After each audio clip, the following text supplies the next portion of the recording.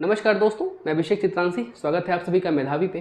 दोस्तों, आज बात करेंगे आरबीआई की संरचना के बारे में, उसके कार्य के बारे में और इससे संबंधित सभी प्रावधान के बारे में, इसकी स्थापना, इसकी स्वतंत्रता पूर्व क्या स्थिति थी और आज की डेट में इसकी स्थिति क्या है, सरकार के किस अंग के रूप में काम करती है, किस तरह के इसके सारे व्यवहार हैं और किस तरह से इसके सैद्धांतिक पक्ष हैं, हमारे एग्ज़ाम के लिहाज से इसके कौन से पहलू इंपॉर्टेंट हैं, इन सभी को हम कि आज देखेंगे।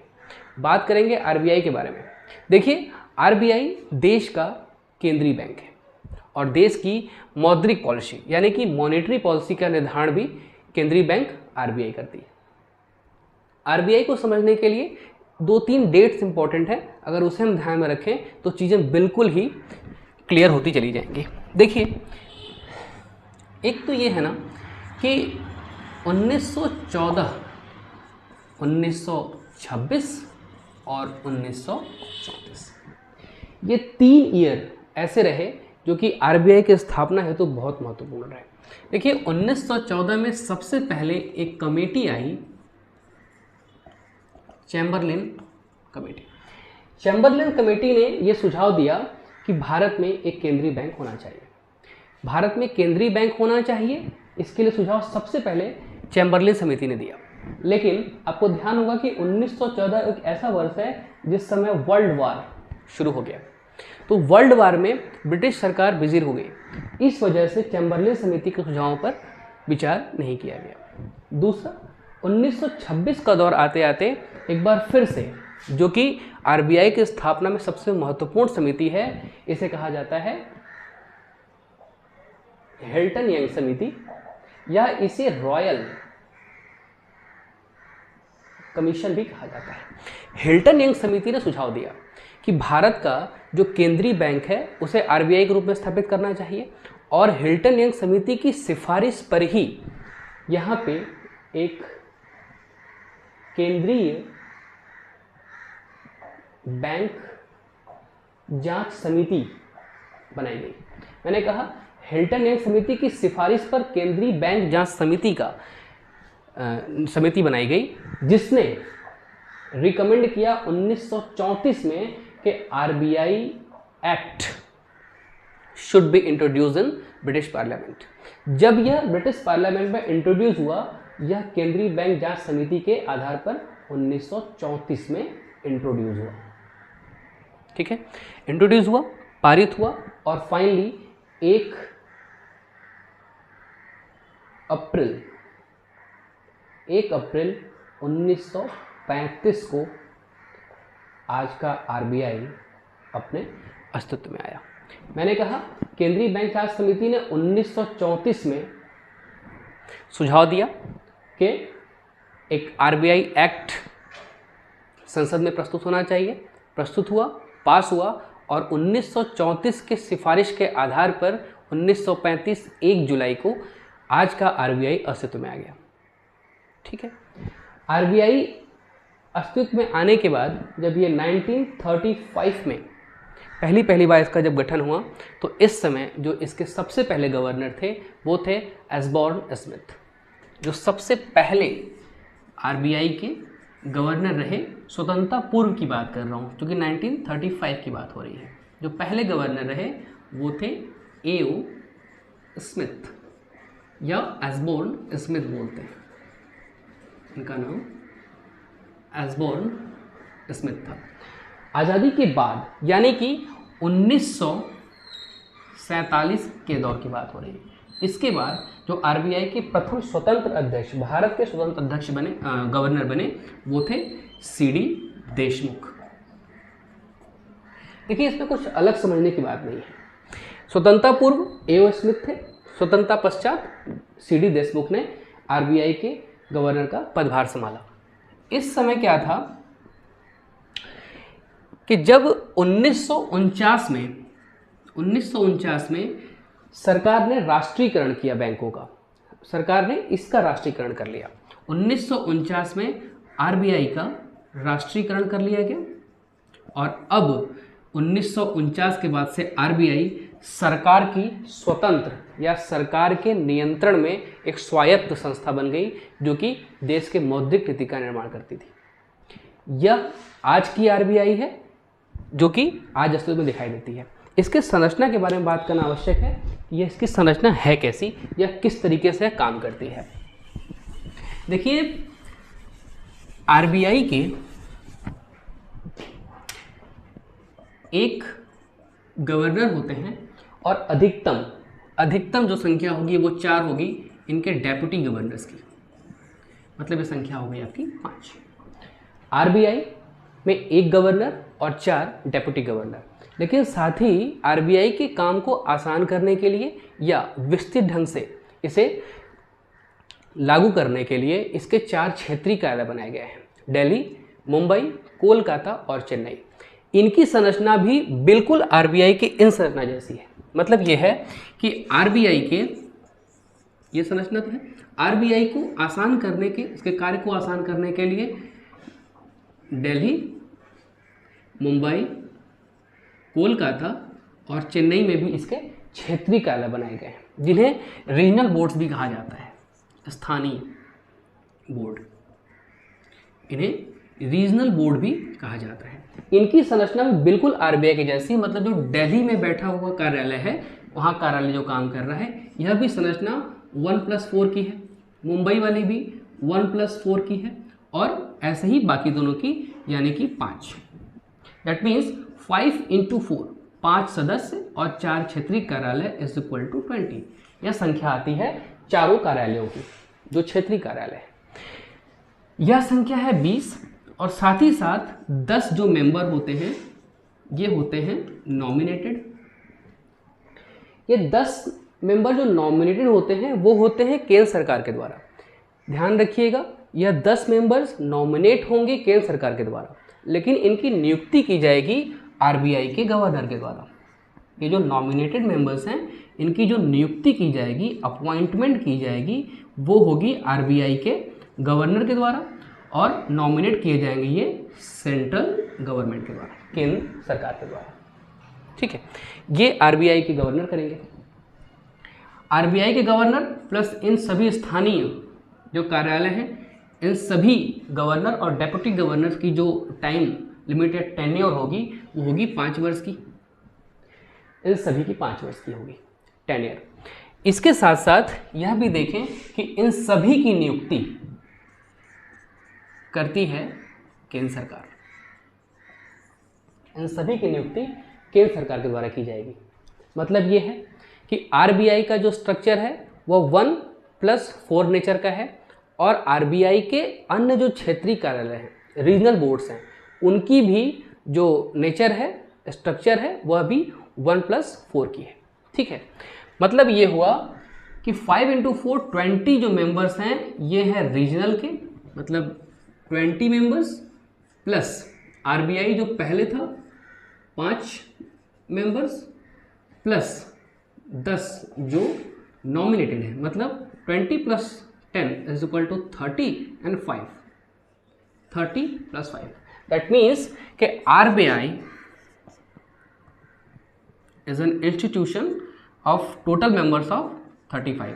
ये जो 35 कैसे हैं, 5 + 30 नेचर की। आपको समझ में आ गया होगा कि 5 मुख्य आरबीआई के जो गवर्नर हैं और डेप्यूटी गवर्नर हैं, 30 में 20 वो हैं जो कि इनके रीजनल ऑफिसेस के हैं, बाकी जो 10 हैं वो हैं नॉमिनेटेड। क्लियर है यहाँ तक चीज़ें? आइए अब इसके दूसरी चीज़ों पर देख लेते हैं कि यह केंद्रीय बैंक के रूप में कार्य तो कर रहा है, साथ ही इसकी शक्तियां क्या हैं और इसके मुख्य कार्य क्या क्या हैं। देखिए, जो इसका मेन फंक्शन है आरबीआई का, हालांकि इसके फंक्शन ढेर सारे हैं, अगर आज ये चीज़ें हो जाती हैं तो ठीक है, अदरवाइज मैं इसके लिए एक दूसरा पार्ट भी ले आऊँगा जिसपे कि सारी चीज़ें आसानी से हो जाएंगी। देखिए, आज के डेट में देश के सभी बैंक 2 प्रकार के एक्ट से काम करते हैं। कुल 2 प्रकार के नियम हैं जिसपे कि देश के सारे बैंक रन कर रहे हैं। एक तो आरबीआई एक्ट 1934 है, दूसरा है बैंकिंग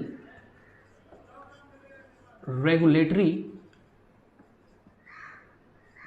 एक्ट 1949। यह दो एक्ट ऐसे महत्वपूर्ण एक्ट हैं जिनसे देश के सभी बैंक काम कर रहे हैं। मतलब इनकी गाइडलाइंस एंड रूल और रेगुलेशंस पे जो भी दिए गए हैं, इन सब पे देश के सभी प्रकार के बैंक काम कर रहे हैं। देखिए, ये जो एक्ट्स हैं ये तो आपका बेसिक हो गया जो कि इस्टेब्लिशमेंट के समय था, और ये जो बैंकिंग रेगुलेशन एक्ट है जो कि राष्ट्रीयकरण के बाद आया, यह वो एक्ट है। इन दोनों एक्ट के साथ ही साथ आप ये भी देखेंगे कि जो इनका फंक्शन है इसमें दो चीज़ें आती हैं। मैंने आपको बताया कि आरबीआई मिनिस्ट्री ऑफ फिनांस के अंतर्गत एक स्वायत्त संस्था है, मतलब सरकार का नियंत्रण है आरबीआई पे, लेकिन आरबीआई नियंत्रण के बावजूद स्वायत्त संस्था है। ठीक है, तो आरबीआई मिनिस्ट्री ऑफ फिनांस के अधीन एक स्वायत्त संस्था है। इनके कार्य बटे हुए हैं। जो मिनिस्ट्री ऑफ फिनांस है यह 1 रुपए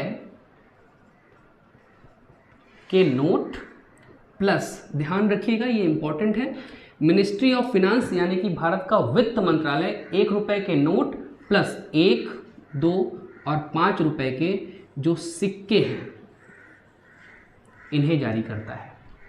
इसका मतलब यह है कि अगर मिनिस्ट्री ऑफ फाइनेंस 1 रुपए के नोट प्लस 1, 2 और 5 रुपए के सिक्के जारी कर रहा है, तो इसका मतलब यह है कि आरबीआई इसको छोड़ के बाकी सभी प्रकार के नोट प्लस कॉइन्स इशू करता है। Means RBI is the issuer of all types of currency and coins except the 1 rupees of note and 1 to 5 rupees of coins।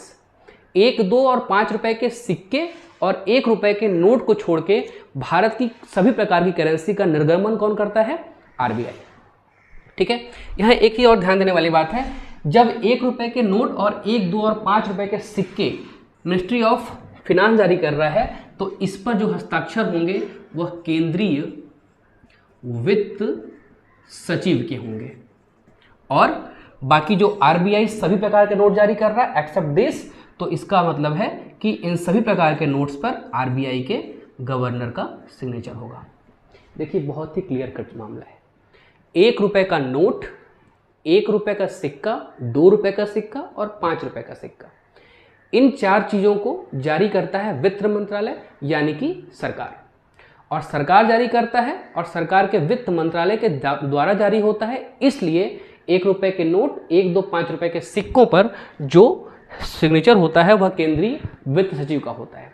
इनके अलावा सभी प्रकार के नोट और सभी प्रकार के सिक्कों पर जो कि आरबीआई जारी करता है, इसलिए इन सिक्कों इन नोट्स पर जो सिग्नेचर होगा वो होगा आरबीआई के गवर्नर का।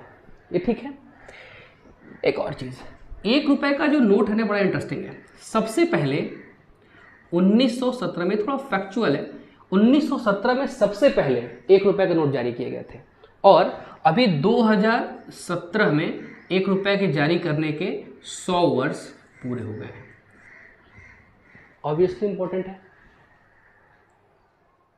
1 रुपए के नोट जारी किए हुए कब इसके 100 वर्ष, शताब्दी वर्ष पूरे हो गए, तो वो है 2017 में। 2017 में 100 वर्ष हो गए 1 रुपए के नोट को जारी किए हुए। साथ ही 1 रुपए के नोट को बीच में सरकार ने बंद कर दिया। यह दौर था 1996। 1996 के समय में 1 रुपए के जो नोट हैं वह जारी करना बंद हो गया वित्त मंत्रालय के द्वारा। लेकिन जब नई सरकार गठन हुआ 2014 में मोदी सरकार के गवर्नमेंट में, मोदी गवर्नमेंट में, तो इसे फिर से 2014 में इशू करना शुरू कर दिया गया। देखिए, 2 चीज़ें हैं, मैं आपको यहाँ पे क्लियर कर दूं कि 2 चीज़ें हैं। एक है कॉस्ट वैल्यू और एक है प्रिंट वैल्यू। देखिए, एक है मूल्य यानी कि अंकित मूल्य, और दूसरा है इसका आंतरिक मूल्य। ये 2 चीज़ें हैं। अगर 2000 रुपए का नोट मैं आपको दूं तो उस पर जो लिखा हुआ है 2000 रुपए, यह उस नोट का अंकित मूल्य है, यानी कि 2000 रुपए के नोट को दे के आप मार्केट से 2000 रुपए के कीमत वाली कोई भी चीज़ खरीद सकते हैं। यह इसका अंकित मूल्य है। लेकिन इस 2000 रुपये के नोट को बनाने में लागत कितनी आई है, यानी कि इसका पेपर, इसका कलर, इसका प्रिंट, इन सब को करने में लागत कितनी आई है, इसे कहते हैं आंतरिक मूल्य। ठीक है, अब मान लीजिए कि इसकी कुल लागत है 10 रुपये, मतलब 2000 के नोट को बनाने में जो लागत आई वो है 10 रुपये। ठीक है, तो ये डिफरेंस है अंकित मूल्य और आंतरिक मूल्य का। साथ ही हम लोग यहीं पे बात कर लेंगे सीनियोरेज की भी, जो कि टर्म है आरबीआई का सीनियोरेज। मैं ये इसलिए समझा रहा था कि आज के डेट में 1 रुपए के नोट को जारी करने के लिए जो उसकी कॉस्ट वैल्यू आ रही है, मतलब 1 रुपए का जो नोट है ना, इसे इशू करने के लिए 1 रुपए मूल्य के नोट को जारी करने में 1.15 रुपए का खर्च आ रहा है। 1 रुपए के नोट को बनाने के लिए 1.15 रुपीज़ की कॉस्ट वैल्यू आ रही है। इसका मतलब है कि सरकार ये घाटे में चल रही थी, मतलब इसको बनाने में सरकार को ज़्यादा कॉस्ट देना पड़ रहा है। ठीक है, फिर भी कोई बात नहीं, 2014 से इसे कंटिन्यू कर दिया गया है। ओके, अब देखिए अंकित मूल्य और आंतरिक मूल्य में अंतर क्या है। मान लीजिए एग्जाम्पल के तौर पे, एक्चुअली सीनियोरेज होता है क्या, पहले ये भी समझ लीजिए आप। सीनियोरेज आरबीआई के द्वारा निर्गमित किए गए नोट पर प्राप्त होने वाले लाभ को कहा जाता है। मतलब एज आरबीआई, जब आरबीआई किसी नोट को जारी करती है तो उस जारी किए जाने के बाद जो उसे लाभ प्राप्त होता है उसे कहा जाता है सीनियोरेज। इसे एग्जाम्पल समझिए, जैसे मान लीजिए कि 2000 रुपये का नोट जारी कर रही है आरबीआई। मैंने बताया कि मान लीजिए कि 2000 रुपये के नोट को जारी कर बनाने में जो इसका अंकित मूल्य 2000 रुपये है, लेकिन 2000 रुपये के नोट को बनाने में मान लीजिए 10 रुपये का खर्च आ गया। ठीक है, अब 2000 में से इसको हटा दीजिए, 1990 रुपये जो आ गया ये ना, यही है आपका आरबीआई सीनियोरेज। मतलब ये 1990 रुपये का जो लाभ दिख रहा है ना, यही आरबीआई का सीनियोरेज है, यानी कि लाभ है, शुद्ध लाभ है, इसे कहते हैं सीनियोरेज। ठीक है, मैंने आपको बताया कि वित्त मंत्रालय 1 रुपये के नोट, 1, 2 और 5 रुपये के सिक्के भी जारी करती है। क्यों जारी करती है? देखिए, इकोनॉमी का एक टर्म है जिसे कहा जाता है हीनार्थ प्रबंधन, या इसे कहते हैं डेफिसिट फाइनेंसिंग। डेफिसिट फाइनेंसिंग का मतलब ये होता है सरकार अपने घाटे की वित्त व्यवस्था को प्रबंधित करने के लिए 1, 2 और 5 रुपए के छोटे सिक्के जारी करती है। इससे सरकार का हीनार्थ प्रबंधन हो जाता है। ठीक है, इसलिए यह जो सिक्के हैं, छोटे सिक्के हैं, मार्केट में फ्लो बढ़ा देते हैं करेंसी का। मीन्स ये है कि इनकी जो लिक्विडिटी है ना वो बढ़ जाती है। सरकार इसे जब चाहे कम कर सकती है, जब चाहे बढ़ा सकती है, कंट्रोल कर सकती है। ठीक है, तो यह सरकार के हीनार्थ प्रबंधन को प्रबंधित करने के लिए उठाया गया एक महत्वपूर्ण कदम होता है। सरकार को इससे सहायता मिलती है। आपको ये चीज़ समझ में आ गई कि अंकित मूल्य क्या है, आंतरिक मूल्य क्या है, सीनियोरेज क्या है। ठीक है, आपको इसमें मुझे नहीं लगता कि कोई और कन्फ्यूज़न होनी चाहिए। सीनियोरेज एक बार फिर से समझ लेते हैं क्या होता है। आरबीआई के द्वारा निर्गमित किए गए नोटों पर प्राप्त लाभ ही सीनियोरेज है। ठीक है, अंकित मूल्य समझ गए आप कि 2000 रुपये अंकित मूल्य है किसी नोट पे। अगर 2000 रुपये का नोट है तो मार्केट में 2000 रुपये की किसी भी वस्तु को आप खरीद सकते हैं 2000 रुपये का नोट देके, because this is guaranteed by the RBI of governor of RBI. आपने देखा होगा उसमें कि मैं धारक को 2000 रुपये अदा करने का वचन देता हूं, तो ये यही है। कॉस्ट वैल्यू 2000 की 10 रुपये है, तो यह सीनियोरेज है, यह शुद्धतम लाभ है आरबीआई का। ठीक है, अब 2-3 चीज़ें और समझ लीजिए आप। जब आरबीआई बना और जब से आरबीआई काम कर रहा है, तब से लेके अब तक इसके विभिन्न प्रकार के विवाद भी सामने आए हैं। विवाद में सामने क्या आ रहा है? देखिए, क्या होता है कि आरबीआई के भी कुछ संविधान है अपने। जैसे आपने भी पढ़ा कि मिनिस्ट्री ऑफ फिनांस के द्वारा ये उसके अधीन काम करती है, लेकिन स्वायत्त संस्था है। स्वायत्त संस्था होने का मतलब क्या है कि मैं अपने निर्णय खुद ले सकता हूँ, अपनी चीज़ें खुद कर सकता हूँ, मुझे कैसे इन चीज़ों को मैनेज करना है वो मैं खुद कर सकता हूँ। तो अगर नाम स्वायत्त संस्था है तो उसे स्वायत्त रहने भी देना चाहिए। लेकिन आजकल की स्थिति में, जैसा कि हम आजकल समाचारों में पढ़ रहे हैं, न्यूज़पेपर में देख रहे हैं, आरबीआई और सरकार के बीच की टकराहट हमें लगातार देखने को मिलती है।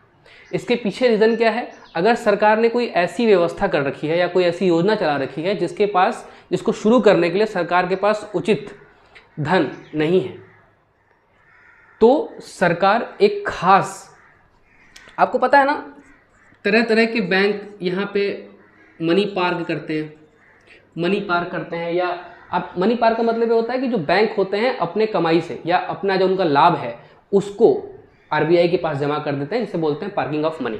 ठीक है, ये अपने बैंकों का अपना अलग टर्म है।